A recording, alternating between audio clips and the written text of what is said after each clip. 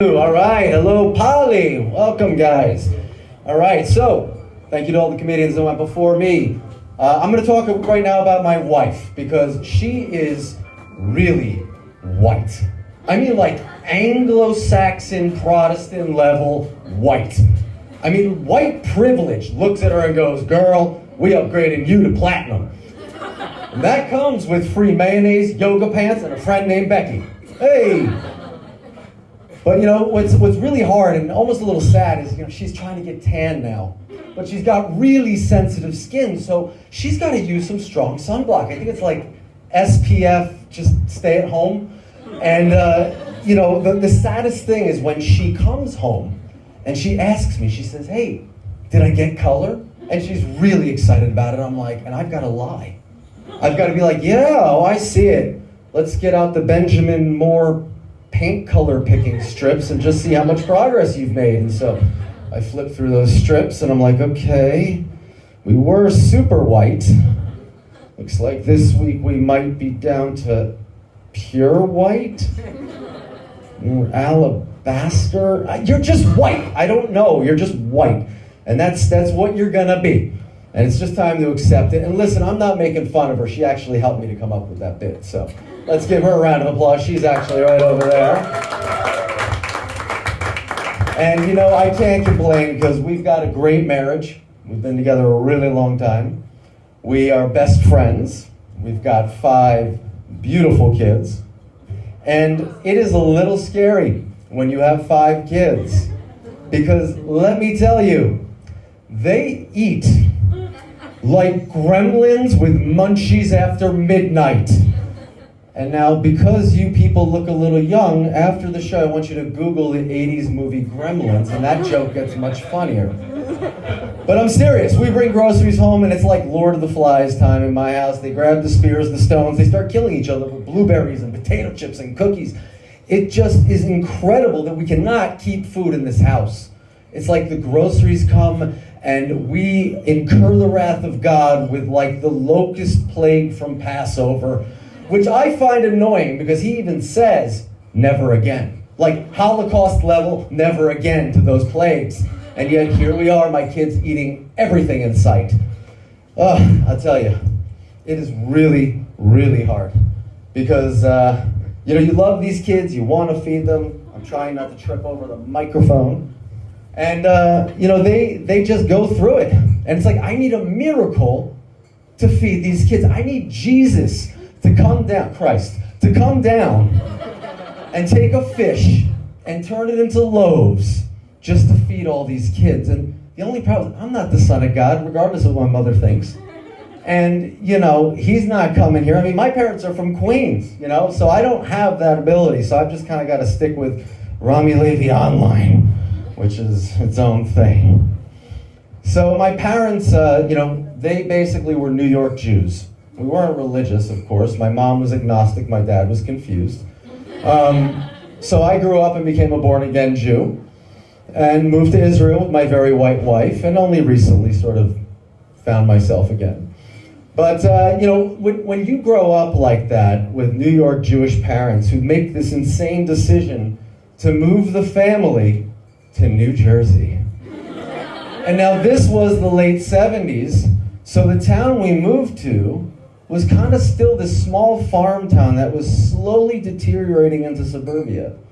And the locals really resented the fact that we were there. They're like, "You're coming in here with your university degrees, your big city attitudes, and a full set of teeth." They did not like that. But I tried to get along with the neighborhood kids. They were mostly Italian and Irish Catholic kids with a sprinkling of blacks and Hispanics and Chinese. And, I really tried. I tried with these kids because, let me tell you, they were into stuff I was not into. Country music, monster trucks, Klan rallies. It was hard to fit in, and when you're the one Jew they know, they think you're an authority on everything Jewish. I know about, so they're always asking me questions about, what's a pastrami sandwich? Can you just kind of give us some insight on this Spielberg guy? What's up with the Christ killing? And that's an uncomfortable one. So I tried to fit in. I tried to fit in. I asked my mom, I said, Mom, can I take auto shop with my friends? And she says, nice Jewish boys don't take auto shop. No, Ma, they just get screwed by mechanics for the rest of their lives. But thank God I'm a nice Jewish boy. And so this nice Jewish boy, who is an American, decided to also become an Israeli. Yes, I'm one of you now, although a lot of you guys look like Anglos too. And you know, it's weird when you become an Israeli because you have to deal with so much scary new things, so many new scary things, like the neighboring countries. They want us to move out. They just are like, get out or we will kill you. Sometimes it's cloudy with a chance of rockets. But I will tell you guys the most terrifying thing about living in Israel, and you all know what I'm talking about. The shopping carts just spin in circles, and it's like the more stuff you put in them, the faster they spin, and it's like they just don't want you to shop. I just don't know what to do with that. You know, so I'll tell you, it's not that I think America's better. There's a lot of stuff wrong with America, don't get me wrong. There's institutions in America that just refuse to die, but probably should. I mean, old white men in power, come on. Oppression of women, and baseball. I mean, somebody explain this. But you're just saying, I know you're sitting there going, but Mike, baseball is America's sport. It's as apple pie as the American dream. You know, maybe you're right. Look, I'm blessed. I'm like giant Jesus statue in Rio level blessed. You know, I've got this white wife, these savage children. I escaped New Jersey. I can't complain. I'm the luckiest man on the face of the earth. Like Lou Gehrig minus the disease.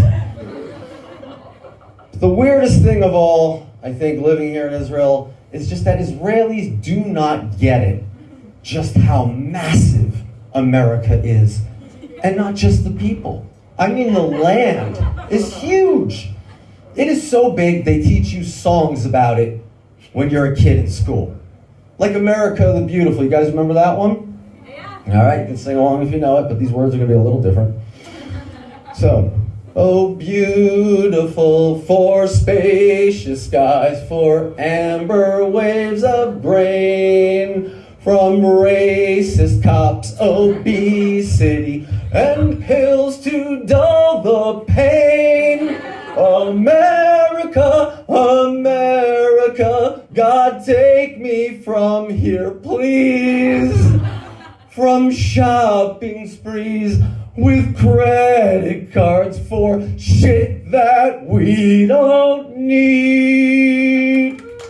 Thank you.